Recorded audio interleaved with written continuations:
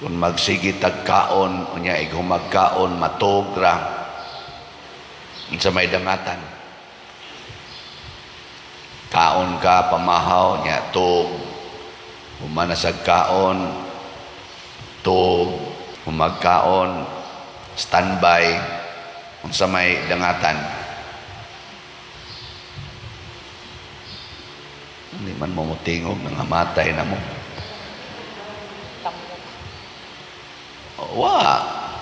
Ug di ka masakit, maabot yung panahon, wa na kay makaon, kay wa ba kay gibuhat. So kanina ang pagkaon, dili ni siya maoy atong gitawag og katapusan sa atong purpose na inikatagbaw na sa atong kagutom na mana.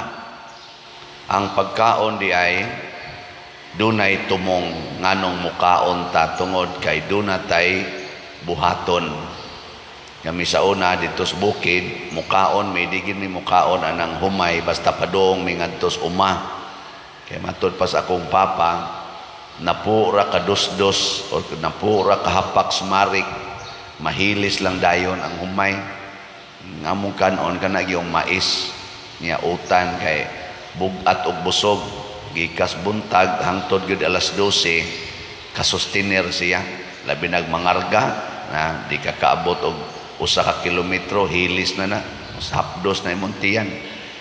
Nang katog yung mais labi na tong numero 12 nga lisod kayo hilison ana hibaw mo ana no nahibaw mo ana pasabot tiwasono na mo. Kay ako nahibaw ko ana wa naman tiwasono naman kay karon ang kabaghuan bisag ngadtos bukid humay naman gyud minus naman kayo ang gatanom og mais para galingon. Una ang tumong di sa pagkaon aron makatrabaho ta. Mao sad ni ang Eucharistia. Si Kristo ningon siya ako ang pagkaon, ako ang pan. Niya magsigilan tagkaog Ginoo. Iguman na itong kaon din sa Eucharistia, unsa may sunod. Ana, hilingi ay mong tupad, inaighuman ron ani, unsay sunod ni mong buhaton.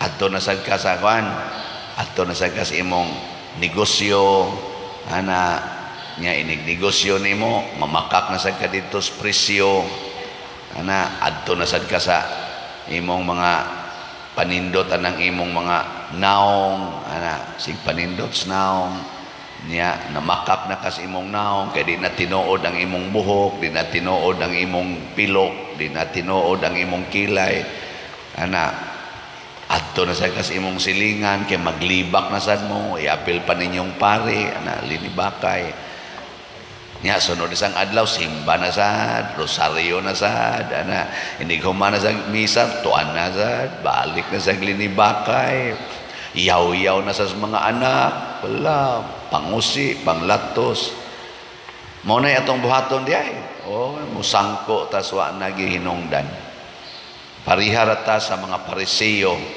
o sa mga iskriba o sa mga pari panahon ni Kristo na siging adtos templo siging ampo niya ang resulta gipatay si Kristo. Mo na ingos Kristo mga tao diri nangita mo nako dili tungod kay nakasabot mo sa milagro nga sa akong pagpakaon ninyo sa 5 kapan bisag 5,000 mo nangabusog yun mo wa mo kasabot sa milagro. Ilingiyay mong tupad ina kasabot ka ng milagro ha sig pariharata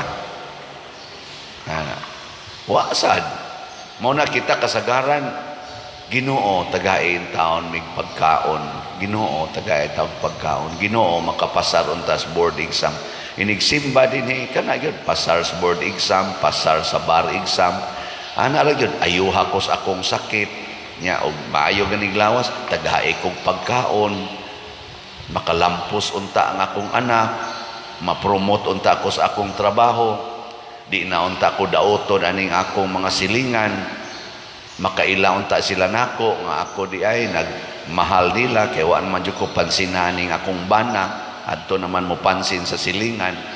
Mao ra kinay atong ampo. Di ba? Unsa man day tinuod? Unsa may meaning sa milagro ni Kristo labi na gining santos nga Eucharistia.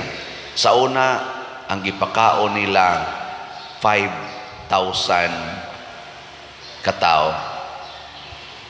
Pero karon ang gipakaon sa simbahan pinaagi nining kada misa billions of people. Nya unsa man tay mahitabo inig human atog kaon aning pan nga nahimong lawas ni Kristo, bino nga nahimong dugo ni Kristo. Unsa man untay buluhaton. Unsa man? Sa tubag na to sa Salmo.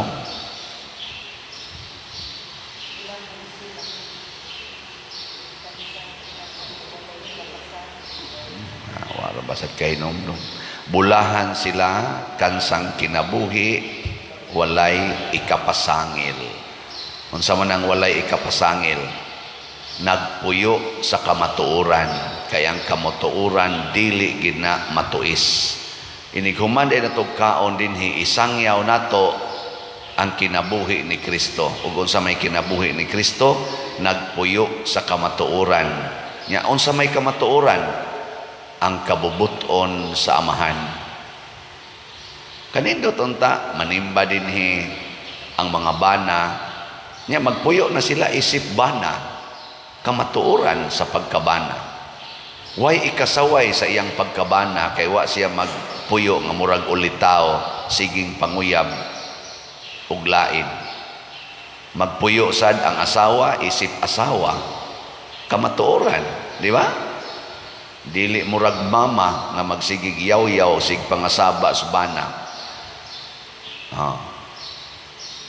Sige, lingay mong tupad. Yung na nagpuyo kas kamatuoran o bakap. Okay. Ang pare, magpuyo sad nga pare. Di makig-date sa madre. Makig-date lang basta adto sa katekesis, adto sa tudlo sa mga tao.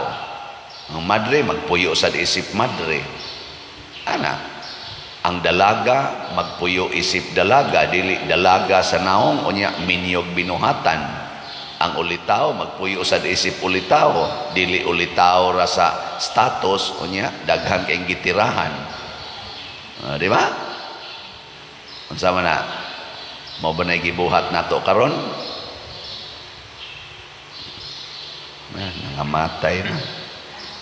Unya, ang sunod, diri sa unang pagbasa, si Esteban nagsangyaw sa kamatuoran mahitungod ni Kristo. Naglagot niya ang mga tao labi na tong nagpatay sa Ginoo.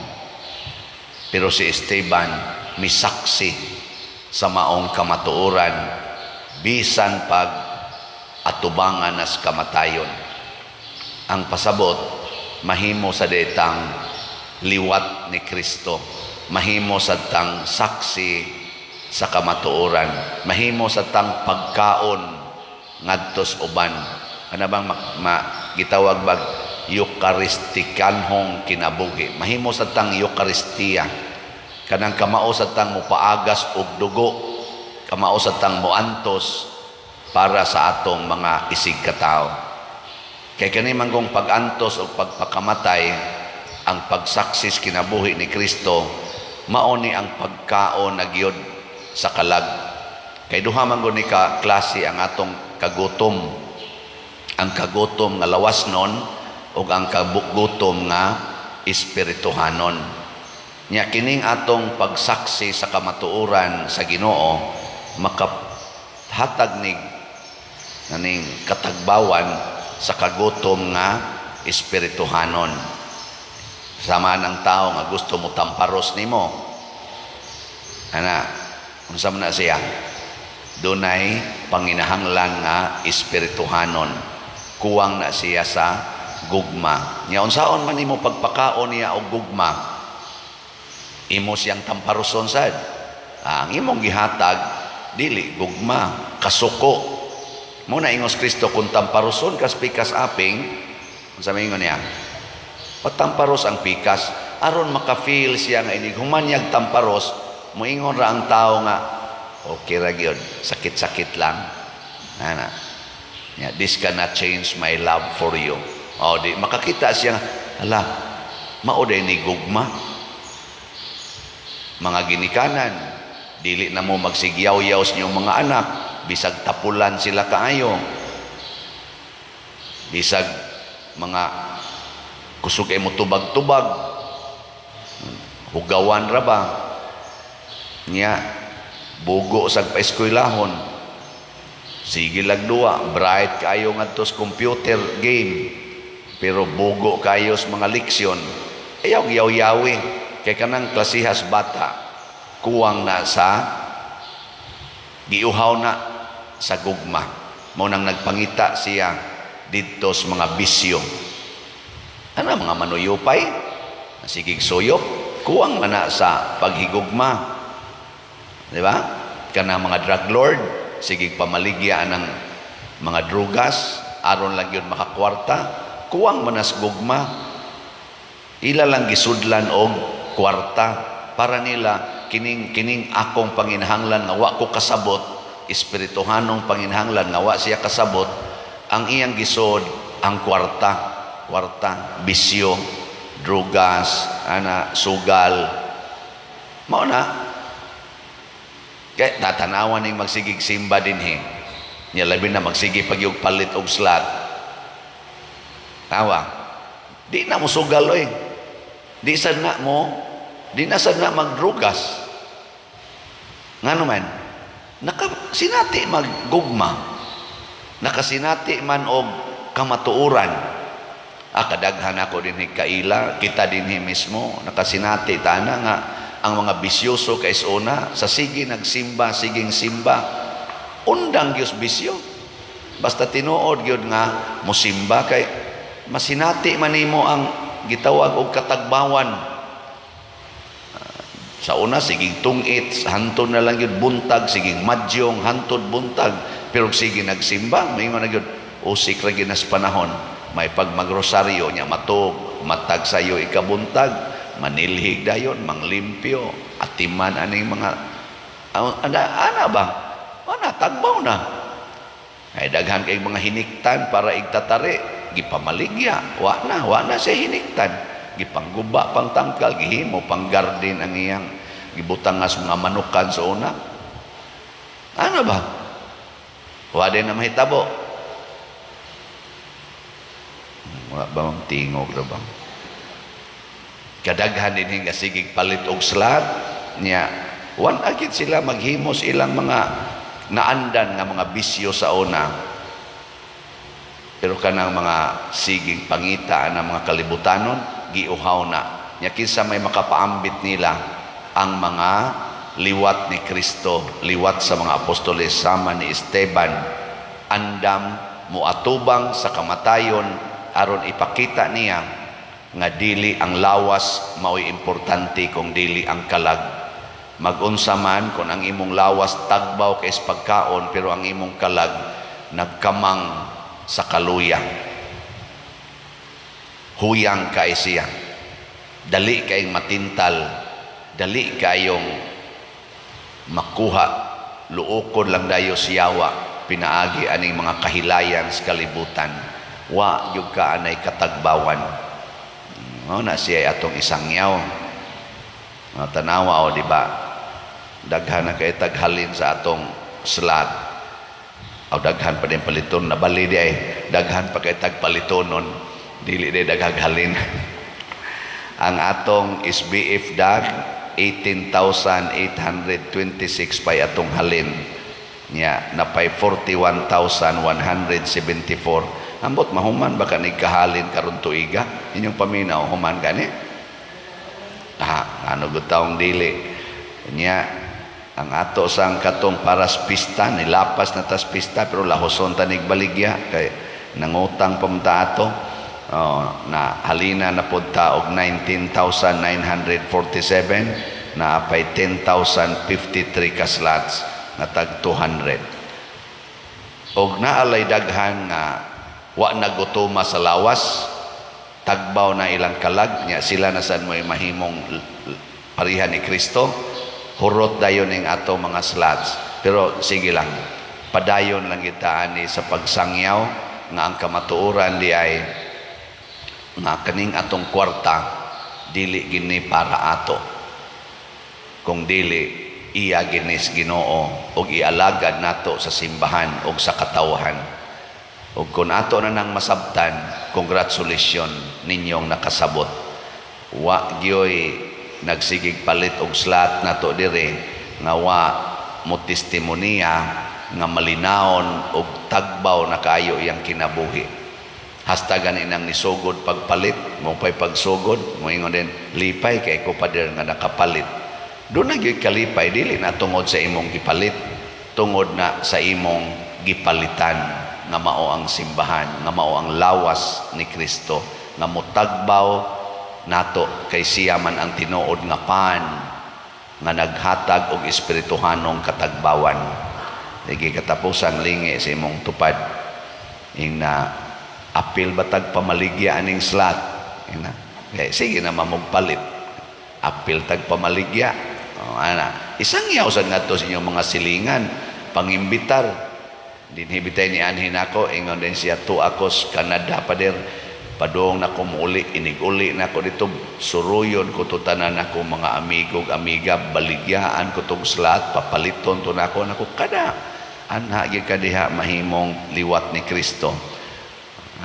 Dili lang ba nga ikaw sa palit-palit, pila ra sa imong mapalit o sa kaslat muadto kas imong mga silingan 20 ka buok, basin na ay 5 ato makumbinser nimo, di unom na mo nga mopalit og tag sa kaslat nya mangimbitar na sa tong unom na say makumbinser nga mga tulo, di pila na unom times tulo tagutlo 18 na mo kabuok. Ana na siya. Mao na siya gitawag og mystical relationship or mystical body of Christ. Sama sa akong tudlo sa tuo, mutabang sa tudlo nako sa tiil. Ang akong mata mutabang alang sa akong tibuok lawas. Nagtinabangay na ang tibuok mystical body of Christ. Mao na siya Eucharistikanhon nga kinabuhi. Nindog na ta.